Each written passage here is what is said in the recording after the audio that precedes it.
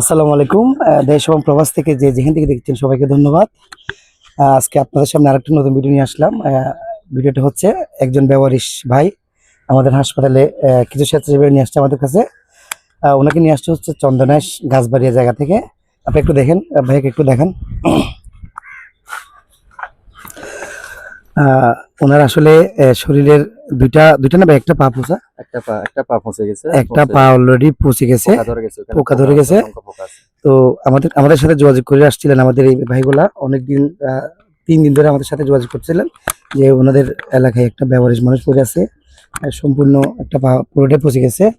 তো এই অবস্থায় দেখার বা কোথাও ওনার নাকি অনেক জায়গায় যোগাযোগ করছিল, কোথাও বা কেউ নিচ্ছে না। তো উনি কারোর মাধ্যমে হয়তো আমাদের ব্যবহারিক চিকিৎসা পুনর্বাসন কেন্দ্রের সন্ধান পেয়েছেন, শকত ভাইয়ের পেজ থেকে নিচে। আচ্ছা, আমি ভাইয়ের কাছে জানতে চাই আমাদের ঠিকানাটা কিভাবে এলাম বা কিভাবে একটু বলেন। আসসালামু আলাইকুম। যে আমি এই লোকটাকে যখন রাস্তার পাশে পড়ে থাকতে দেখছিলাম, ওখানে এই ছিল আপনার পায়ে দেখতেছি পোকা ধরে গেছে, পাটা পচে গেছিল। আচ্ছা। এরপরে আমি চিন্তা করছিলাম ওনাকে কি করা যায়। পরে অনেকের সাথে যোগাযোগ করছিলাম, কেউ আমাকে সহায়তা করে নাই। এই এমনি পাশে থাকবে বলছে, কিন্তু মাঠে কাউকে পাচ্ছি না আমি কাজ করার মতো। এরপর আমি ফেসবুক পেজে ঢুকে আপনার ওই শকত ভাই মানবিক শওকত লিখে যখন আমি সার্চ করলাম, তখন শকত ভাইয়ের আইডিটা আসে। ওখান থেকে আমি ওনার নাম্বারে ফোন দিয়ে কথা বলার পরে উনি আমাকে বলছে যে ভাইয়া কোনো সমস্যা নাই, আমরা আপনাকে হেল্প করব।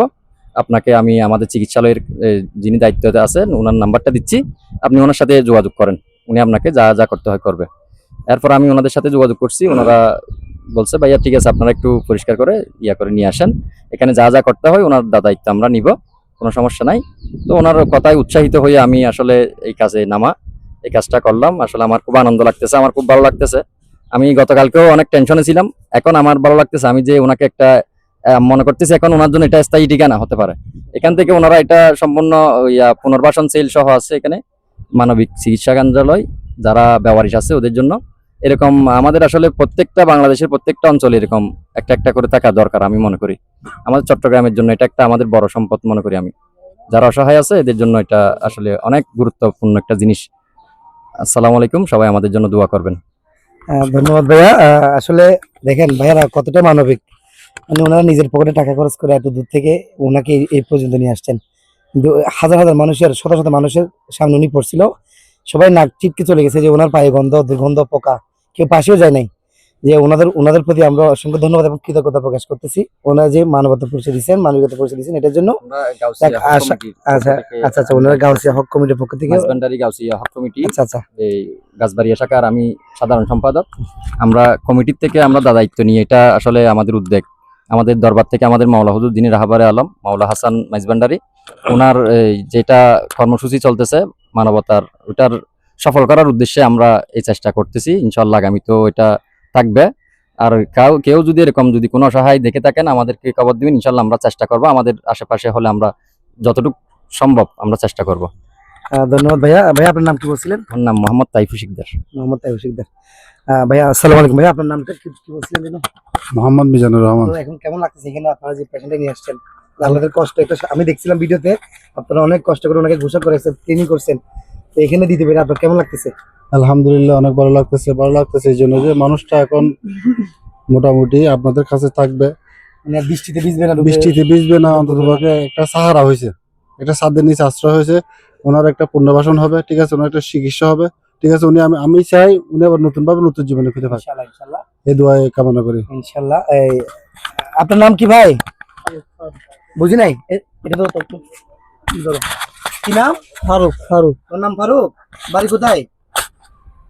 শরীয়তপুর। আচ্ছা, ঠিক আছে। শরীয়তপুর কোন জেলা, কোন গ্রাম জানেন? গ্রামের নাম কি? বলো। গ্রামের নাম কি একটা বলছিলাম মনে হয়। আচ্ছা, ঠিক আছে, ইনশাআল্লাহ আমরা পরে। আসলে উনি অসুস্থ, অনেক দূর থেকে আসছে, এখন রেস্টের প্রয়োজন, হয়তো খাবারও খায় না এখনো। ইনশাআল্লাহ আমরা খাবারের ব্যবস্থা করতেছি, ঠিক আছে। আমরা আমাদের সদস্যরা নিয়ে আসেন, সবাই ধরে নিয়ে আসেন।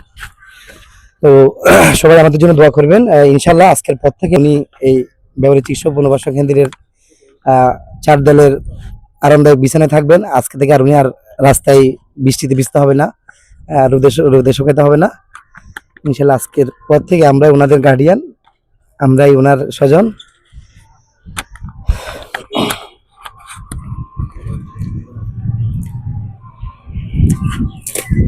আস্তে আস্তে আস্তে আস্তে ধরো।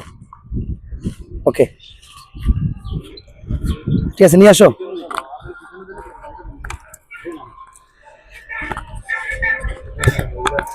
আমাদের প্রতিটা কাজ হোক আল্লাহ সন্তোষের জন্য, আমরা একমাত্র আল্লাহ সন্তোষের জন্য আমাদের কাজটা করি।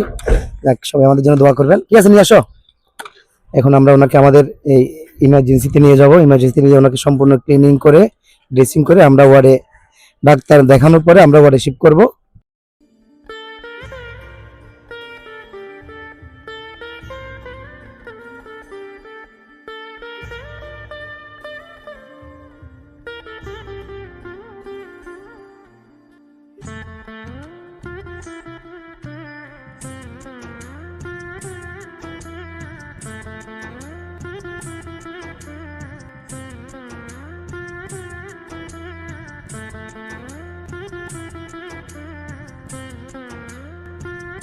আমরা আমাদের এই ব্যবহারিক চিকিৎসা পরামর্শ কেন্দ্রের যারা স্বেচ্ছাসেবী টিম আছে ওনাদের সহায়তায় আমাদের চিকিৎসকদের